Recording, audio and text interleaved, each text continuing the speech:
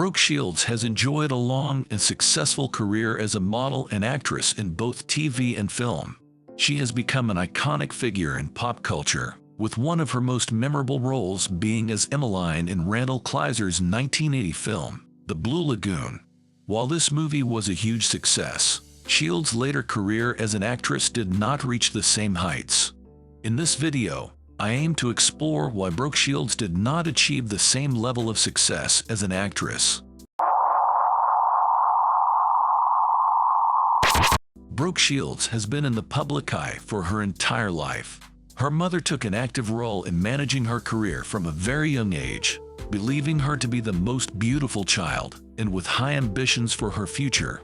Shields began her career in show business at just 11 months old when she was cast in an Ivory soap commercial and was quickly named the most beautiful baby in America, launching her Hollywood career. Although Shields worked with Woody Allen in his 1977 film, Annie Hall, her role was ultimately cut from the final edit of the movie. Eileen Ford, founder of the Ford modeling agency, described Shields as a professional child who looks and thinks like an adult. At age 12, the actress played her first major role, and after this film, it was clear that the career of an actress would be very bright. Pretty Baby is the movie that started it all for Shields in so many ways. She was 12 years old when she grabbed the role of a child prostitute in the movie. Immediately, child porn was called into play. 40 years later, she told Vanity Fair in 2018, "It was the best creative project I've ever been associated with, the best group of people I've ever been blessed enough to work with." In general, this scandalous film only attracted the attention of directors and studios to the person of Brooke. The following films for a very young actress were impressive. The 13-year-old actress had the opportunity to play with two legends of Hollywood in the leading role. With Peter Fonda in Wanda, Nevada, and George Burns in Just You and Me, Kid, the young actress received impressive royalties at $150,000 and $250,000.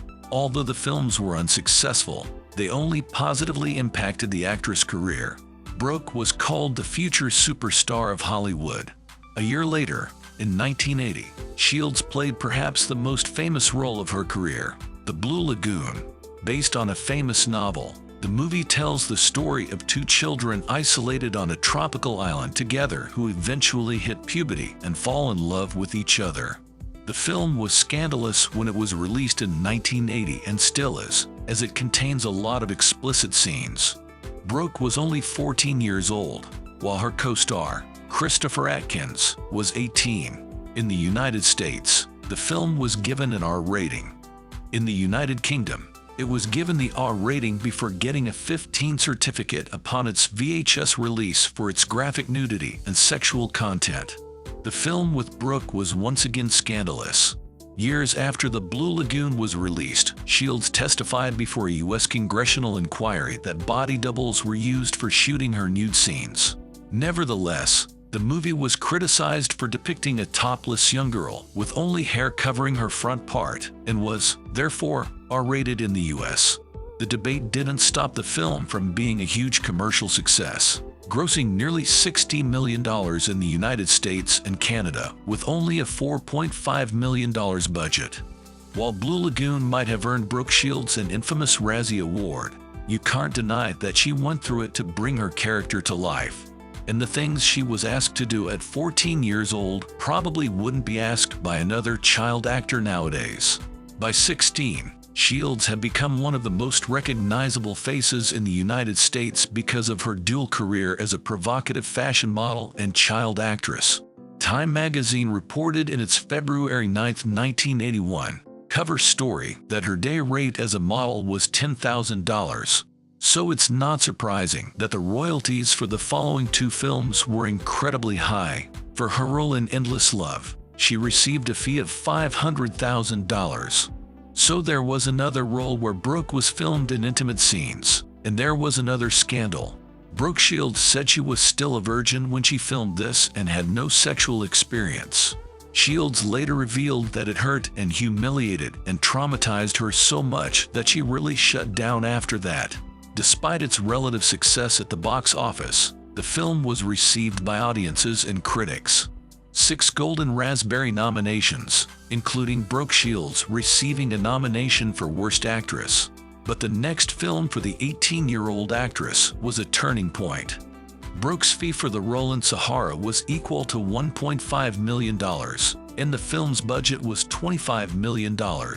Coming out the same year, Star Wars Episode 6 had a slightly larger budget of $32 million. The duo of directors, Andrew McCleglan and John Guillermin, decided to abandon another role with sexual overtones and engage Brooke as the heroine of the adventure film. Early in filming, producer Menahem Golan said to numerous people that he believed that Brooke Shields would win an Oscar for her role. But the actress received another nomination for the Golden Raspberry. The movie initially had production problems. The movie's screenplay had 8 rewrites, reportedly at the mandate of executive producer Terry Shields, the mother of Brooke. At the box office, the film, with a budget of $25 million, was only able to collect $1.5 million worldwide. Released a little earlier, Star Wars grossed $374 million. This led to it being the last film MGM distributed for the Cannon Group, Inc. After studio executives were disappointed with the lack of quality products the studio provided. And in general, after Sahara, the career of an 18-year-old actress in Hollywood is over. Just at this time, actress has been in the spotlight her entire life and caught the eye of some high-profile celebrities. She dated John Travolta back in the 80s, and at some point, there were rumors that she had a fling with Monaco's Prince Albert. Being considered a pretty face eventually became a burden for her, and that's when Brooke decided to prove she had brains. She graduated from White Inglewood Prep School in New Jersey and later got her bachelor's degree in Romance languages at Princeton University. And in general, the actress in the 80s completely switched to work on television. Brooke Shields has never stopped working. She still pops up from time to time on TV commercials, and her acting career continues to blossom.